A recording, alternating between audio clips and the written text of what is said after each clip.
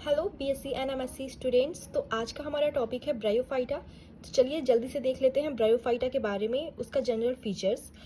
तो यहाँ पे सबसे पहले सर्वप्रथम ब्रायोफाइटा एक ग्रीक शब्द है जिसमें ब्रायोन का अर्थ होता है मॉस और फाइटोन का अर्थ होता है plant. Okay, study of bryophyta कहलाता है bryology. Father of Indian bryology है शिवराम कश्यप। ब्रायोफाइटा का जो टर्म दिया गया था वो रॉबर्ट ब्राउन के द्वारा दिया गया था। अब हम देखेंगे जनरल फीचर। जनरल फीचर में एल्गल के बाद सर्वप्रथम टेरेस्ट्रियल स्थलीय पादप ब्रायोफाइटा है। मतलब एल्गल जो था वो टेरेस्ट्रियल था, लेकिन एल्गल के बाद ब्रायोफाइटा भी टेरेस्ट्रियल में आता है। ब्रायोफाइटा में वेजिटेटिव फेज वो स्थल पर वेजिटेटिव फेज जो कि स्थल पे होता है, वेजिटेटिव फेज स्थल पे, बट रिप्रोडक्टिव फेज के लिए वाटर इंपॉर्टेंट होता है। मतलब रिप्रोडक्शन के लिए, सेक्सुअल रिप्रोडक्शन के लिए वाटर नेसेसरी होता है, लेकिन ये इसमें वेजिटेटिव रिप्रोडक्शन जो है वो वेजिटेटिव फेज जो है वो स्थल पे होता है। ठीक है, इसलिए ये जल में पाए जाते हैं, इसलिए ये उभयचर एम्फीबियंस कहलाते हैं। एम्फीबियंस मतलब उभयचर होता है, यानी कि ये जल व स्थल दोनों पे प्रेजेंट होते हैं, इसलिए इन्हें एम्फीबियंस कहते हैं। ओके, ब्रायोफाइट्स को सक्सेसफुल लैंड प्लांट नहीं माना जाता है बिकॉज इनमें जो होता है संवहन ऊतक यानी कि वेस्कुलर टिश्यू जो होता है वो अब्सेंट होता है। जाइलम फ्लोएम, वेस्कुलर टिश्यू मतलब जाइलम फ्लोएम इनमें अब्सेंट होता है। फर्टिलाइजेशन के लिए वाटर नेसेसरी होता है, जैसा कि मैंने बताया कि पानी इनके फर्टिलाइजेशन के प्रोसेस के लिए नेसेसरी होता है।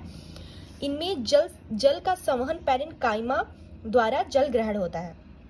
रूट अब्सेंट होता है और रूट की जगह इसमें ना राइजॉइड्स पाया जाता है। ठीक है, राइजॉइड्स कैन बी यूनिसेलुलर और मल्टीसेलुलर। और यूनिसेलुलर में आपका आता है रिक्सिया, मर्केंसिया एंड मल्टीसेलुलर में आता है फ्यूनेरिया। ये छायादार व नम स्थानों पर ब्रायोफाइट्स पाए जाते हैं। इनकी जो प्लांट बॉडी होती है वो थैलस होती है, यानी रूट, स्टेम और लीफ में डिफ्रेंशिएट नहीं होती है, पूर्ण रूप से डिफ्रेंशिएट नहीं होती है। ठीक है, इसमें स्टेम और लीफ तो पाया जाता है लेकिन रूट अब्सेंट होता है, तो अच्छे तरीके से डिफ्रेंशिएट नहीं होती है, लेकिन हाँ थोड़ा बहुत स्टेम और लीफ जो है वो डिफ्रेंशिएट होता है। बट कुछ प्लांट में फोलियोज यानी लीफ एक्सिस पाए जाते हैं, लीफ लाइक स्ट्रक्चर टाइप में, जैसे कि स्फैग्नम। आगे हम देखेंगे मेन प्लांट बॉडी हैप्लॉइड, इसके द्वारा गैमेट का निर्माण होता है, इसलिए ये गैमेटोफिटिक कहते हैं, इसीलिए इन्हें गैमेटोफिटिक कहते हैं। गैमेटोफाइट जो होता है वो हमेशा हैप्लॉइड होता है। ठीक है, वो मेन प्लांट बॉडी होता है। गैमेटोफाइट पर सेक्स ऑर्गन्स उपस्थित होते हैं और ये जो सेक्स ऑर्गन्स है ये मल्टी सेलुलर व जैकेटेड होते हैं। मेल सेक्स ऑर्गन्स एंथ्रीडियम यानी पूधानी, फीमेल सेक्स ऑर्गन आर्चिगोनियम यानी स्त्रीधानी। यहाँ पे हम देखेंगे एंथ्रीडियम का फिगर जो कि ओवल शेप में है, आप देख सकते हो, एंड राउंड या ओवल शेप्ड हम इसे कह सकते हैं। और एंथ्रोसाइट मदर सेल से एंथ्रोजॉइड का निर्माण यानी हैप्लॉइड एंथ्रोजॉइड का फॉर्मेशन होता है, और ये जो होते हैं ये ओवल शेप्ड और राउंड शेप के होते हैं।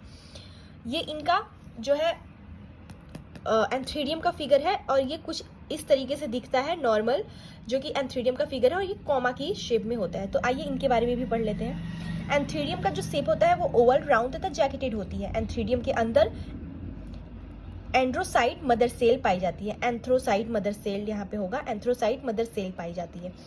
इसमें एंथ्रोजॉइड नर युग्मक का निर्माण होता है, और ये जो एंथ्रोजॉइड है ये नर युग्मक, ये एंथ्रोजॉइड जो है वो behave like male gamete. Okay, और ये कॉमा शेप्ड होते हैं, बाई फ्लैजिलेट होते हैं, वो मोटाइल होते हैं, क्योंकि इनमें फ्लैजिला उपस्थित होगा तो ये मोटाइल होंगे। ओके, इस प्रकार एंथ्रोजॉइड मूवमेंट करके आर्चिगोनियम तक पहुंचता है। आगे हम देखेंगे। अब यहाँ पे हमारा आर्चिगोनियम का आ गया फिगर, ये हमारा आर्चिगोनियम का फिगर है। आर्चिगोनियम फ्लास्क के आकार की होती है, ये फ्लास्क के आकार की है। यंग आर्चिगोनियम मैच्योर होती है और इसमें एनसीसी व वीसीसी डिस्ट्रॉय होती है। ये हमारा जो एनसीसी है इसे हम कहेंगे नेक कैनाल सेल यानी NCC, and ventral canal cell यानी वीसीसी। तो ये डिस्ट्रॉय हो जाती है। ठीक है, और नर गैमेट पानी में तैरकर मादा गैमेट के पास पहुंचकर नेक से होते हुए एग सेल के पास जाकर फर्टिलाइज हो जाता है। इस प्रकार फर्टिलाइजेशन के बाद जाइगोट का फॉर्मेशन करता है।